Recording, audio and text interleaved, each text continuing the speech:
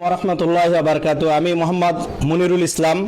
আমার বাসা কুলিহার মোড়ের পূর্ব পাশে।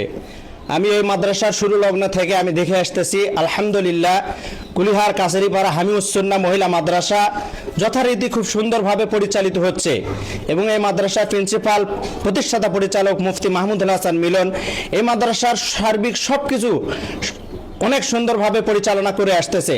আল্লাহর রহমতে এই মাদ্রাসায় বর্তমানে শিক্ষার্থী আমাদের মোট উপস্থিত আছে এই মুহূর্তে 120 জন এবং শিক্ষক শিক্ষিকা এবং কর্মচারী উভয় মিলে 7 জন স্টাফ এই মাদ্রাসাটা পরিচালনা করে আসতেছে এবং এই মাদ্রাসার যে বাচ্চা কাচ্চা যেটুকু অর্থ দিয়ে খাওয়া দাওয়া করানো হচ্ছে সেটা দিয়ে হয় না, আলহামদুলিল্লাহ তারপরেও আল্লাহর রহমতে এই মাদ্রাসাটা পরিচালনা করে আসতেছে এবং এখানে এতিএম অসহায় হতদরিদ্র প্রত্যেকটা ছাত্র ছাত্রী আছে, তাদেরকে অনেককে ফ্রি দেওয়া হয়েছে এবং অনেককে সীমিত কিছু আকারে অর্থ ধরে পুনরায় তাদেরকে সমানভাবে, এরকম না যে কারো খাবার ভালো কারো খাবারের মান খারাপ, এরকম ভাবে কোনো এখানে নির্ণয় করা হয় না।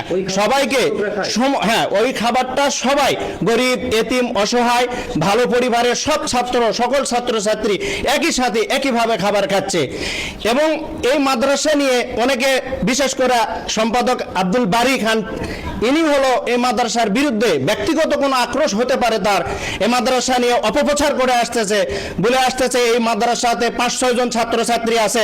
আমি তাদেরকে ওপেন চ্যালেঞ্জ দিয়ে গেলাম, ইনি টাইম ইনি ওয়াক্ত এখানে আসে দেখে যাবেন আমাদের মাদ্রাসায় 120 জন ছাত্রছাত্রী আছে এবং মুফতি সাহেবের বিরুদ্ধে যেইভাবে মিথ্যা অপচার তারা করতেছে আমরা তার তীব্র নিন্দা জানাচ্ছি আপনাদের মাধ্যমে এবং আগামীতে যদি এইরকম ভাবে মাদ্রাসা নিয়ে আল্লাহ দ্বীনি প্রতিষ্ঠান রসুলের সুন্নত তরিকার মাদ্রাসা নিয়ে যদি কোনো অপপ্রচার করা হয় এটার এই এলাকাবাসী আমরা একত্রিত হয়ে তার বিরুদ্ধে তীব্র নিন্দা এবং প্রতিবাদ জানাবো ইনশাআল্লাহ।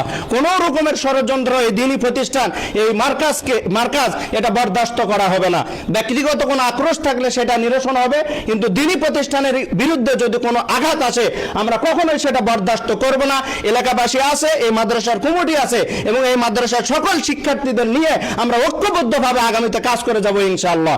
এবং এই যে মুফতি সাহেবের বিরুদ্ধে দুর্নীতির যে অভিযোগ এনেছে এটা পুরোটাই তার বানোয়াট এবং ভিত্তিহীন মিথ্যা, তাছাড়া আর কিচ্ছু নয়। এবং মুফতি সাহেব এখানে টিপু যেই লেখালেখি করেছে তার ওখানে আমি কিছু লেখা পড়েছি, সে লিখেছে যে মুফতি সাহেব বগুড়া চারমাথা উলুমেশ্বরিয়া মাদ্রাসায় শিক্ষাগত করেছেন এবং তার ছাত্র আমি ওখানে লেখাপড়া করেছি।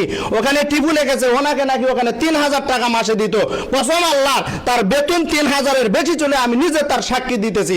এবং কয়না মাদ্রাসাতে বলা হয়েছে 5000, তার বেতন 5000-এর বেশি দেওয়া হয়েছে, এরও সাক্ষী আমি দিতেছি এবং তাদেরকে ওপেন চ্যালেঞ্জ দিব যে পয়না মাদ্রাসাতে এনি টাইম যায় এটা নিয়ে তারা নিরসন করবে এবং তাদেরকে মিথ্যা আমরা এটা প্রমাণিত করে দিতে পারবো ইনশাআল্লাহ। সেই সমস্ত প্রমাণ ডকুমেন্ট দলিল আমাদের কাছে আছে।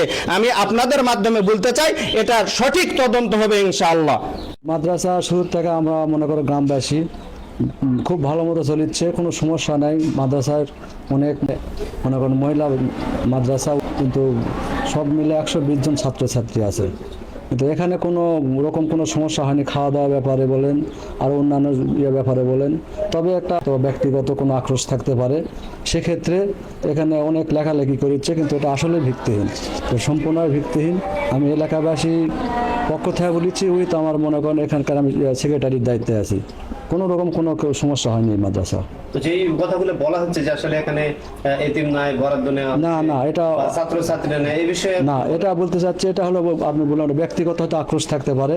এখানে এতিম অনেক বাচ্চা কাচ্চা আছে, অনেকে মনে করেন অনেক এলাকার থেকে দূর দূরান্ত থেকে আছে, কোনো রকম এখানে কোনো সমস্যা হয়নি। আমরা তো আগে জানতে পারবো, কোনো সমস্যা হলে তো আমরা আগে জানতে পারবো। এটা সম্পূর্ণটাই ভিত্তিহীন, যেভাবে করেছে অপপ্রচার করেছে একদম ভিত্তিহীন এটা। আচ্ছা, এখানে এই যে অনেক গরিব অসহায় আছে, তারা কিন্তু যেই খাবারে যে টাকাটা ধরায় অনেকে দিতে পারে না, তাদেরকে আপনারা কিভাবে? না, তাদেরকে এক সমানভাবে তাদেরকে দেখা হয়, তাদের কখনো ওইভাবে মানে হবে দেখা হয় না, সম্পূর্ণভাবে তাদেরকে সেভাবে দেখাশোনা করা হয়, কোনো রকম কোনো কারচুপি করা হয় না। এখানে তো বেতন অসীমিত দেয়, ঠিক আছে, 120 জন ছাত্রছাত্রী আছে, তার চেয়ে খুব তো সীমিত বেতন দেয়। এটা মনে করেন মাদ্রাসা ওদেরই মনে করেন সব করে মাদ্রাসা চালায়, তাছাড়া কোনো রকম এখানে কোনো অপ্রীতি ঘটনা ঘটেনি, কোনো সমস্যা হয়নি বা কোনো আদায় টাদায় ওরকম কোনো নেই। এখানে চালাচ্ছে মাদ্রাসার শুরু থেকে আমরা দেখেছি, কোনো রকম কোনো সমস্যা হয়নি, এটুকু।